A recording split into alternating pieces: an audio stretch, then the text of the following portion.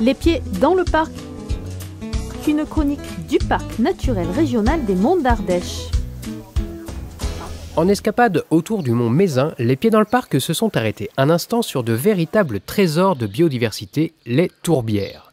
Jusqu'à présent, les tourbières passaient inaperçues aux yeux des randonneurs, mais de nouveaux aménagements permettent désormais de découvrir ces joyaux naturels qui abritent de nombreuses espèces typiques des milieux humides, comme la sphaigne. La sphaigne, c'est typique des tourbières, donc quand on a la présence de cette mousse, on peut dire qu'on est sur une tourbière. Et la capacité de cette mousse, c'est qu'elle va pouvoir emmagasiner 5 fois son poids en eau. Donc ce qui fait qu'on a en fait une sorte d'éponge géante au niveau de la tourbière qui va participer au cycle de l'eau. C'est-à-dire qu'elle va retenir l'eau pendant les pluies cévenoles et éviter les crues en aval. Et l'été, elle va restituer cette eau très régulièrement dans les cours d'eau en aval, ce qui fait que les ruisseaux s'assèchent moins vite. En plus de ce rôle, elles vont jouer un rôle très important au niveau de la biodiversité, puisque comme on peut le voir autour de nous, on voit plein de fleurs, on voit des papillons. On a par exemple la drosera, qui est une toute petite plante carnivore. Donc cette petite plante, elle est toute rigolote, et puis elle va capturer avec des petits des petites gouttes de colle de glu sur ses feuilles. Et donc les moucherons vont venir attirer, parce que c'est un peu sucré. Ils vont être attirés, la feuille va capturer et refermer l'insecte et va le digérer tranquillement. Ah, les potentilles, oui. Ouais. C'est chouette, hein, c'est intéressant.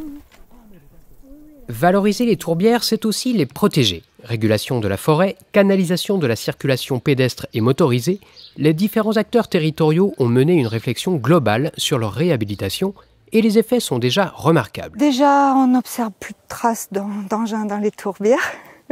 Et puis, peut-être moins ici, mais sur la petite tourbière, on a vraiment une évolution des plantes. Là où les épicéas ont été enlevés, on a une recolonisation très très rapide de la végétation. Donc il y a vraiment un intérêt immédiat. On a eu la chance avec Natura 2000 et le partenariat avec le parc de pouvoir avoir non seulement des aides, mais un appui également technique et administratif pour monter des dossiers, pour pouvoir remettre en valeur et réhabiliter les tourbières.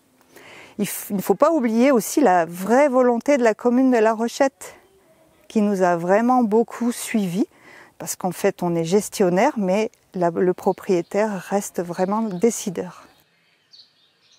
C'est un plus pour la commune. Aujourd'hui, nous avons un gîte d'étape qui est sur le parcours et j'espère qu'il va pouvoir en profiter. Parce que les touristes, il faut savoir qu'ils peuvent coucher plus de 15 personnes, faire manger les gens et peut-être dans un certain temps les faire boire. Donc ce que permettra, il faut savoir qu'aujourd'hui, sur ce chemin, passe entre 15 et 20 000 personnes. Donc vous vous rendez compte, c'est 20 000 personnes qui viennent, qui voient ces tourbières.